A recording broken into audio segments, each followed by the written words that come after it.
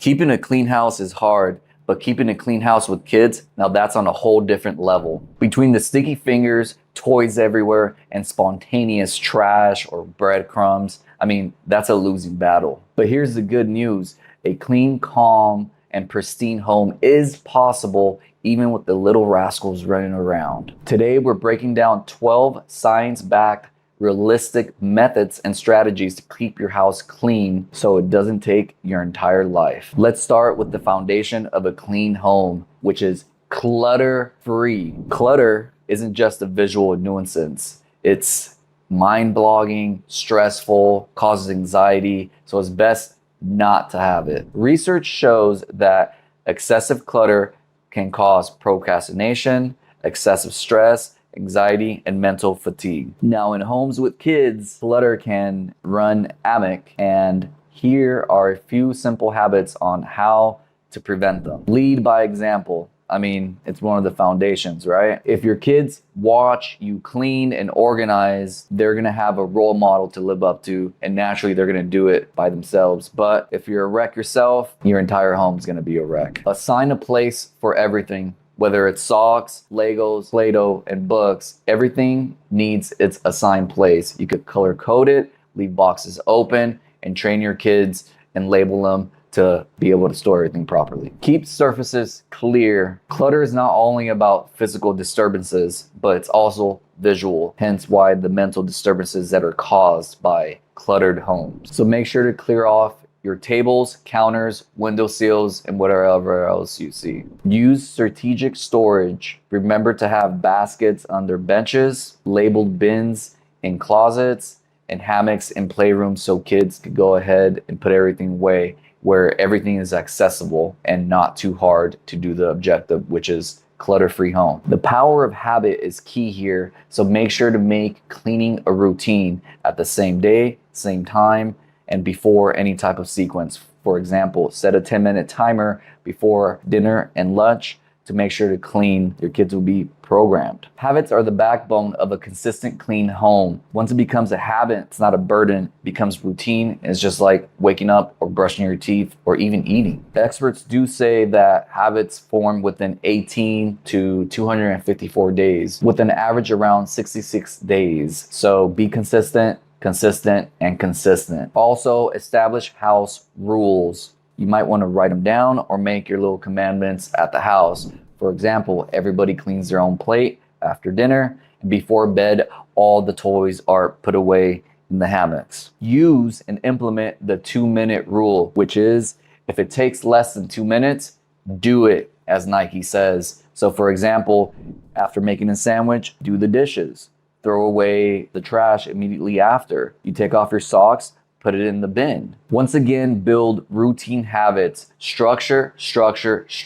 So on Monday, you could do laundry for shirts, on Tuesdays for pants, on Wednesdays for those dirty socks. Vacuum every Tuesday and Friday. Mop the kitchen every Sunday. So ideally, after the 66th day, once this habit becomes established and ingrained in your brain, you literally do it like a robot, right? As the author Charles of The Power of Habit, once you do a routine and it becomes a habit, it becomes second nature and no longer becomes a nuisance. Invest in good quality cleaning equipment. That's exactly what we do here at Roochii Cleaning. But anyways, when we clean with quality, efficient, effective equipment, not only is it faster, is it better, you have a sense of this feels good. You feel good about yourself, right? You get a good haircut, you're looking good, you feel good.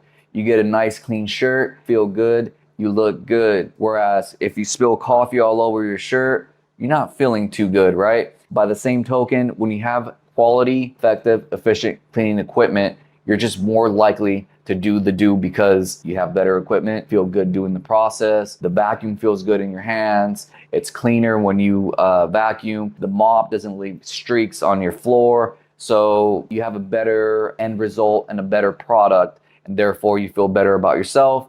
And the habit might form a little quicker than the 66-day rule. Essential tools to invest in. Number 1, HEPA vacuum. Why? A regular vacuum, when you vacuum, it recirculates the dust. Now, if you have asthma or any type of allergy problems, This is going to abrogate the problem. Not only that, but you're getting dust into your ears, nose, eyes, and all over your TV and the crevices of electronics. So what's the purpose of vacuuming if you're just going to recirculate it, right? Microfiber towels. Why are they better than paper towels? Well, as the name says it, they have thousands of microfibers that when you put over a surface and slide it through, it's going to pick up all the micro dust in the process. So it's very effective in the cleaning process. And not only that, they're reusable. A steam cleaner. Now, who doesn't like a steam cleaner, right? As you're doing the process of cleaning, for example, your bathroom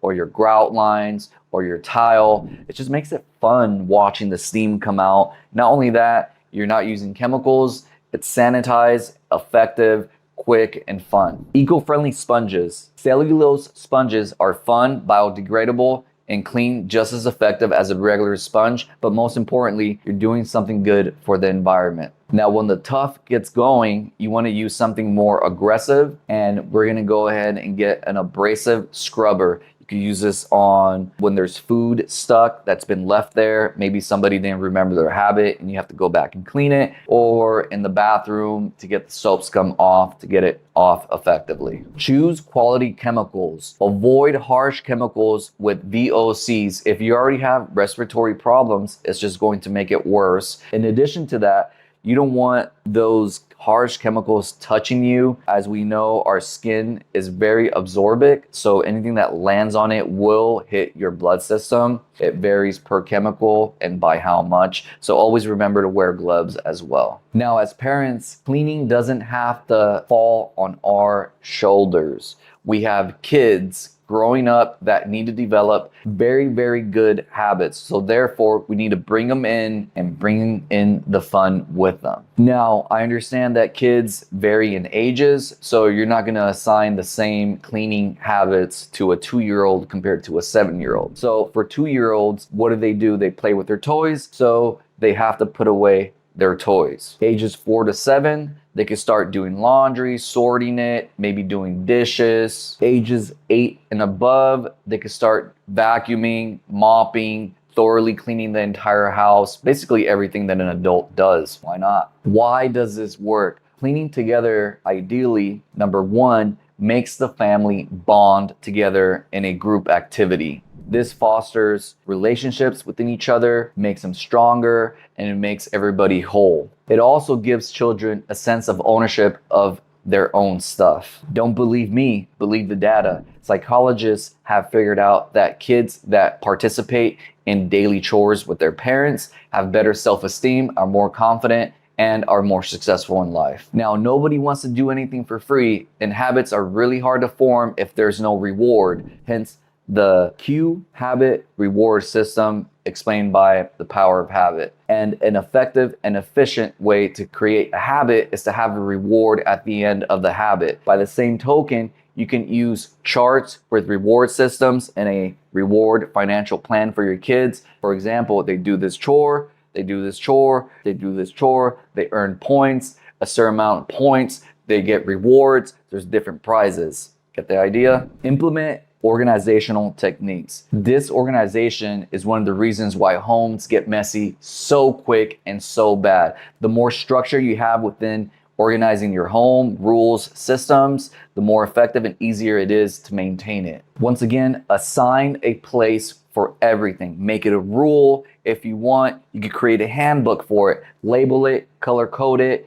program your kids to memorize where everything goes, scream at them if you have. Once you get everything in place and organized, you have a structure and a system, it's a lot easier to keep it going. Now, if your kids are spoiled, you need to implement this rule. Try the one in, one out. What this means is anytime you get something new, something has to go out. One in, one out. You get a new toy, an old toy goes out. Of course, you let them pick. Might be a little bit painful for them, but they'll get used to it and they'll create good habits, especially not to become a hoarder. Going into the data, studies show that having a clean and cluttered space reduces cortisol levels. Have you heard of that? Cortisol is the hormone that causes severe stress. So anything that we could do to mitigate that and reduce it, we're gonna have a stronger household within the family. Draw up a cleaning schedule with a clear plan. It sets order and havoc, and everybody knows what to do, when, how, and what. For example, Monday, kitchen; Tuesday, bathroom; Wednesday, living room; Thursday, day off; Friday, bedrooms, and so forth. Once again, kids are varying in different ages. I'm not sure what stage your kids are in, but parents should handle the heavy stuff and the bossing around, whereas the kids need to handle the light stuff. Organize books, clear the table, make the table, put your toys away. Having a schedule removes the guesswork, keeps everybody organized, on point, on track, and removes the guesswork. Once again, implement a reward system. Everybody loves a reward, and when kids know at the end of the goal there's a reward, they're more likely to do the task. Now, we don't have to get all extravagant here. They could be minor rewards, such as 30 minutes more of screen time, 30 minutes later of bedtime, choosing dinner, going on a play date, getting a new toy. Over time, as the habits form and become ingrained, the rewards have to be less frequent and less extravagant, wherein the habit forms and solidifies, becomes strong, and becomes second nature for them. Teach kids to titty as they go. When they're doing a project like baking, clean as you go instead of waiting till the end. Encourage mini resets throughout the day to stay on top of things. This not only keeps your house clean, but it creates an executive function into your kids. The ability to manage time, task, and transitions. Clean little and often. You don't have to sit there and clean for 1 hour, which is going to drag and seem dreadful. You can do 10 minutes here, there, here, and over there, and bam, it stays clean, it stays organized. Cortisols are low, everybody's focused, everybody has a executive brain now, and everybody becomes successful. For example, sweep while dinner is cooking, wipe the bathroom mirror while you're brushing your teeth, fold laundry while watching your kids play. Remember that it's all about working, cleaning through your day instead of trying to carve out an entire time out of your day to clean, which is sucky, right? Make cleaning fun. Cleaning doesn't have to be boring, especially for kids that are easily bored. Make it a game. For example, clean before the music ends. See who could fold the clothes faster.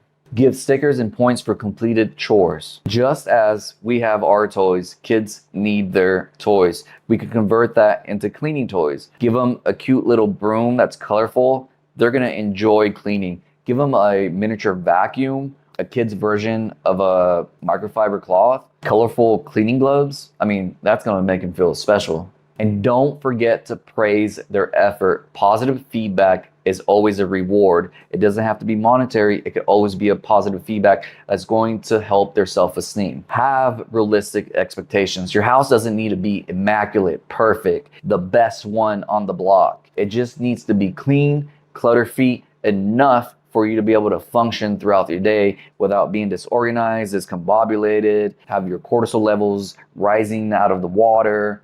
Just good enough to be able to function on a day-to-day basis. Focus on what really matters: kitchens, bathrooms, living rooms, visible areas that are greatly affected. Remember that even though we instruct our kids to put their toys away, it's okay to have them on the floor here and there. Don't be a perfectionist. Be a realistic person with common sense. With the right systems, smart tools, and intuitive routines involving the entire family, you can have a clean house with kids. It's reasonable, practical, and it's obtainable. This is Giovanni with Roochii Cleaning. Follow, like, share, and stay tuned for our next episode.